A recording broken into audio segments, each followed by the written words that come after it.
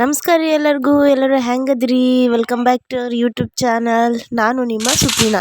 ಪಾನಿಪುರಿ ಅಂದರೆ ಚಿಕ್ಕವರಿಂದ ಹಿಡಿದು ದೊಡ್ಡೋರವರೆಗೂ ತುಂಬಾ ಇಷ್ಟಪಟ್ಟು ತಿನ್ನುವಂಥ ರೆಸಿಪಿ. ನಾವಿವಾಗ ಎಲ್ಲೇ ಹೊರಗಡೆ ಹೋದರೂ ಫಸ್ಟ್ ನೋಡೋದೇ ಪಾನಿಪುರಿ ಅಂಗಡಿನ. ಏಕೆಂದರೆ ಇದು ಅಷ್ಟೊಂದು ಎಲ್ಲರಿಗೂ ತುಂಬಾ ಫೇವ್ರೇಟು. ಈ ರೀತಿಯಾಗಿರುವಂತಹ ಒಂದು ಸ್ನ್ಯಾಕ್ಸ್ ರೆಸಿಪಿನ ಇವತ್ತು ನಮ್ಮ ಚಾನಲಲ್ಲಿ ನಿಮಗೋಸ್ಕರ ನಾವು ತೋರಿಸ್ಕೊಡ್ತಾ ಇದ್ದೀವಿ.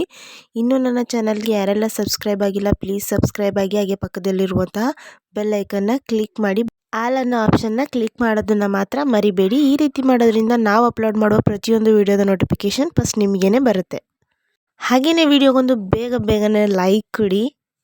ಬನ್ನಿ ಟೈಮ್ ವೇಸ್ಟ್ ಮಾಡದೆ ವಿಡಿಯೋನ ಸ್ಟಾರ್ಟ್ ಮಾಡೋಣ. ನಾನಿಲ್ಲಿ 1 ಬೌಲ್ ಆಗುವಷ್ಟು ಮೈದಾ ಹಿಟ್ಟನ್ನು ತೊಗೊಂಡಿದ್ದೀನಿ. ನೀವು ಮಿಕ್ಸ್ ಮಾಡೋದಕ್ಕೋಸ್ಕರ ಅದನ್ನು ನಾನು ದೊಡ್ಡ ಬೌಲ್ಗೆ ಇವಾಗ ಶಿಫ್ಟ್ ಮಾಡ್ಕೊತಾ ಇದ್ದೀನಿ. ನೀವು ಗೋಧಿ ಹಿಟ್ಟು ಕೂಡ ಬಳಸ್ಕೋಬೋದು. ನೆಕ್ಸ್ಟ್ ನಾನಿಲ್ಲಿ ಸ್ವಲ್ಪ ಚಿರೋಟಿ ರವನ ಬಳಸ್ತಾ ಇದ್ದೀನಿ. ಇದರಿಂದ ಸ್ವಲ್ಪ ಕ್ರಿಸ್ಪಿಯಾಗಿ ಬರುತ್ತೆ ಅಂತ. ಹಾಗೆ ಸ್ವಲ್ಪ ಉಪ್ಪನ್ನು ಸೇರಿಸ್ಕೊಂಡು ಇದನ್ನು ನೀವು ಚಪಾತಿ ಹಿಟ್ಟಿನ ಅದಕ್ಕೆ ಇದನ್ನ ಕಲಿಸ್ಕೋಬೇಕಾಗುತ್ತೆ. ಸ್ವಲ್ಪನೇ ನೀರನ್ನು ಸೇರಿಸ್ಕೊಂಡು ಇದನ್ನು ನೀವು ಕಲಿಸ್ಕೊಳ್ಳಿ. ಹಾಗೆಯೇ ನಾನಿಲ್ಲಿ ಚಿಟಿಕೆ ಆಗೋಷ್ಟು ಸೋಡಾನ ಇಲ್ಲಿ ಸೇರಿಸ್ಕೊಂಡಿದ್ದೀನಿ. ಹಿಟ್ಟು ಕ್ಲೀನಾಗಿ ನೀವು ಎಷ್ಟು ಕ್ಲೀನಾಗಿ ನೀವು ನಾದ್ಕೋತೀರ ಆವಾಗ ನಿಮಗೆ ಪೂರಿ ಕ್ರಿಸ್ಪಿಯಾಗಿ ಬರುತ್ತೆ. ನಾವಿಲ್ಲಿ ಪೂರಿ ಉಬ್ಬೋ ಥರ ಮಾಡ್ತಾಯಿಲ್ಲ. ಹಾಗೆಯೇ ಮಸಾಲೆ ಪೂರಿಗೆ ಯಾವ ರೀತಿಯಾಗಿ ಬೇಕು ಪ್ಲೇನಾಗಿ ಆ ರೀತಿಯಾಗಿ ಮಾಡ್ಕೊತಾ ಇದ್ದೀನಿ. ನಿಮಗೆ ಗೋಲ್ಗಪ್ಪದಲ್ಲಿ ಮಾಡುವಂಥ ಪೂರಿ ರೆಸಿಪಿ ಬೇಕಿತ್ತು ಅಂತಂದರೆ ನೀವು ಕಮೆಂಟ್ ಸೆಕ್ಷನಲ್ಲಿ ತಿಳಿಸಿ. ನಾನು ನೆಕ್ಸ್ಟ್ ವೀಡಿಯೋದಲ್ಲಿ ಅದನ್ನು ಕೂಡ ನಿಮಗೆ ಶೇರ್ ಮಾಡ್ತೀನಿ.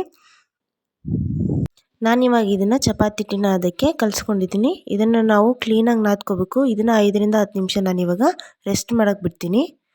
ನೆಕ್ಸ್ಟು ಒಂದು ಕುಕ್ಕರಲ್ಲಿ ನಾನು ನೆನೆಸಿಟ್ಟಿರುವಂತಹ ಬಟಾಣಿನ ಹಾಕ್ತಾಯಿದ್ದೀನಿ. ನೀವು ಹಸಿ ಬಟಾಣಿ ಕೂಡ ಹಾಕ್ಕೋಬೋದು. 2 ರಿಂದ 3 ಆಲೂಗಡ್ಡೆನ ಹಾಕಿದ್ದೀನಿ.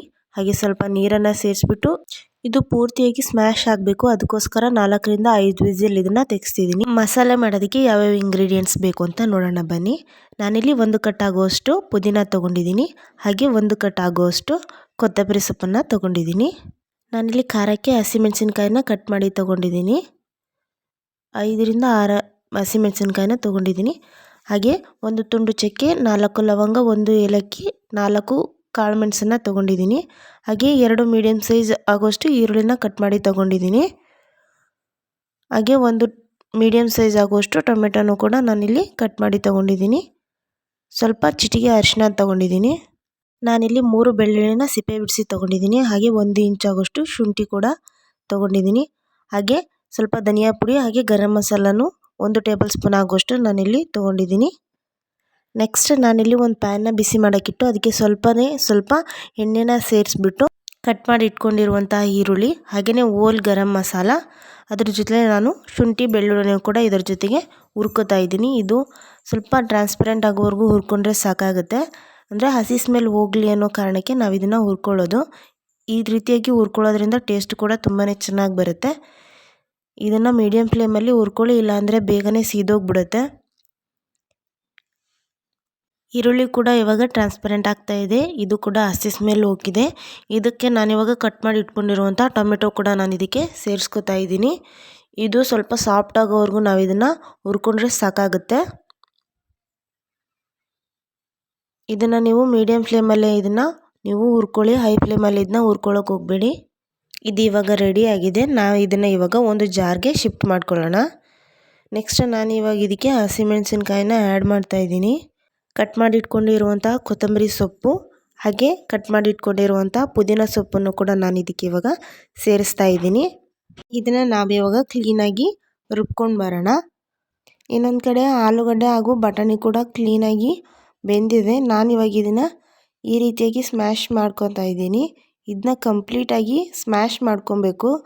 I am really sorry about this. ಮಸಾಲೆ ಮಾಡೋ ವಿಡಿಯೋ ಡಿಲೀಟ್ ಆಗಿದೆ. You don't worry. ಒಂದು ಪ್ಯಾನಲ್ಲಿ ಎಣ್ಣೆ ಬಿಸಿ ಮಾಡಿಕೊಂಡು ರುಬ್ಬಿಟ್ಕೊಂಡಿರುವಂಥ ಮಸಾಲೆ, ಹಾಗೆ ಸ್ಮ್ಯಾಶ್ ಮಾಡಿಕೊಂಡಿರುವಂಥ ಆಲೂಗಡ್ಡೆ ಬಟಾಣಿನ ಅದಕ್ಕೆ ಸೇರಿಸಿ ಕ್ಲೀನಾಗಿ ಮಿಕ್ಸ್ ಮಾಡಿ, ಅದಕ್ಕೆ ಉಪ್ಪು, ಗರಂ ಮಸಾಲ, ಅರಿಶಿನ ಪುಡಿ ಸೇರಿಸಿ ಮಿಕ್ಸ್ ಮಾಡಿ 2 ರಿಂದ 3 ನಿಮಿಷ ಕುದಿಸಿದ್ರೆ ನಮಗೆ ಮಸಾಲೆ ರೆಡಿ ಆಗುತ್ತೆ.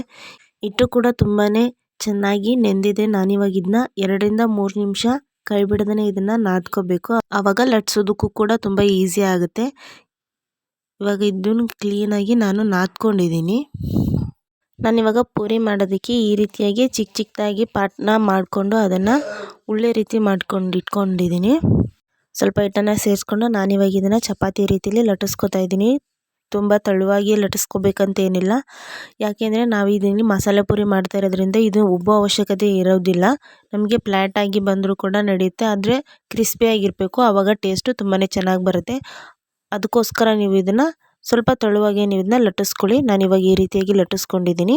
ಈ ರೀತಿ ಎಡ್ಜಸ್ ಬರುವಂಥ ಚೂಪಾಗಿರುವಂಥ ಎಡ್ಜ್ ಇರುವಂತಹ ಬೌಲಲ್ಲಿ ನಾನು ಈ ರೀತಿಯಾಗಿ ಕಟ್ ಮಾಡ್ಕೊತಾ ಇದ್ದೀನಿ. ನಿಮ್ಮ ಸೈಜ್ ನೋಡಿಕೊಂಡು ನೀವು ಕಟ್ ಮಾಡ್ಕೋಬೋದು. ಈ ರೀತಿಯಾಗಿ ಕಟ್ ಮಾಡ್ಕೊಂಡ್ಮೇಲೆ ನಾನು ಇದನ್ನು ಎಡ್ಜಸ್ಸು ಕ್ಲೀನಾಗಿ ಬಿಟ್ಕೋಬೇಕು. ನೋಡ್ತಾ ಇರ್ಬೋದು, ಈ ರೀತಿಯಾಗಿ ಪೂರಿಗಳು ನಮಗೆ ರೆಡಿ ಆಗುತ್ತೆ. ಮಿಕ್ಕಿರುವಂಥ ಹಿಟ್ಟಲ್ಲಿ ನಾವು ಇದೇ ರೀತಿಯಾದಂಥ ಪೂರಿಗಳನ್ನ ರೆಡಿ ಮಾಡ್ಕೊಳ್ಳೋಣ. ನಿಮಗೆ ಈ ರೀತಿಯಾದಂಥ ಶೇವ್ ರೆಸಿಪಿ ಬೇಕು ಅಂತ ಅಂದರೆ ನೀವು ಕಮೆಂಟ್ ಬಾಕ್ಸಲ್ಲಿ ತಿಳಿಸಿ. ನಾವು ನೆಕ್ಸ್ಟ್ ವೀಡಿಯೋದಲ್ಲಿ ಈ ರೀತಿಯಾಗಿ ಮನೆಯಲ್ಲೇ ಯಾವ ರೀತಿಯಾಗಿ ಶೇವ್ನ ಮಾಡ್ಕೋಬೋದು ಅಂತ ನಾನು ನಿಮಗೆ ತಿಳಿಸ್ಕೊಡ್ತೀನಿ. ಇದು ತುಂಬಾ ಕ್ರಿಸ್ಪಿಯಾಗಿರುತ್ತೆ. ನಾನಿಲ್ಲಿ ಎಲ್ಲ ಪೂರಿಗಳನ್ನ ರೆಡಿ ಮಾಡ್ಕೊಂಡು ಇಟ್ಕೊಂಡಿದ್ದೀನಿ. ಇದನ್ನ ಹೈ ಫ್ಲೇಮಲ್ಲೇ ನೀವು ಫ್ರೈ ಮಾಡ್ಕೊಳ್ಳಿ. ಇದು ಕಂಪ್ಲೀಟಾಗಿ ಗೋಲ್ಡನ್ ಬ್ರೌನ್ ಕಲರ್ ಆಗೋವರೆಗೂ ನೀವು ಇದನ್ನು ಫ್ರೈ ಮಾಡ್ಕೋಬೇಕು. ಏಕೆಂದರೆ ನಮಗೆ ಮಸಾಲೆ ಪೂರಿಗೆ ಕ್ರಿಸ್ಪಿಯಾಗಿರುವಂತಹ ಪೂರಿ ಬೇಕಾಗಿರುತ್ತೆ. ಇದು ಕಂಪ್ಲೀಟ್ ಗೋಲ್ಡನ್ ಬ್ರೌನ್ ಕಲರ್ ಆಗೋವರೆಗೂ ನಾವು ಇದನ್ನು ಫ್ರೈ ಮಾಡ್ಕೊಳ್ಳೋಣ. ಇದಿವಾಗ ಗೋಲ್ಡನ್ ಬ್ರೌನ್ ಕಲರ್ ಆಗಿದೆ. ನಾವಿವಾಗ ಇದನ್ನು ತೆಕ್ಕೊಂಡ್ಬಿಡೋಣ.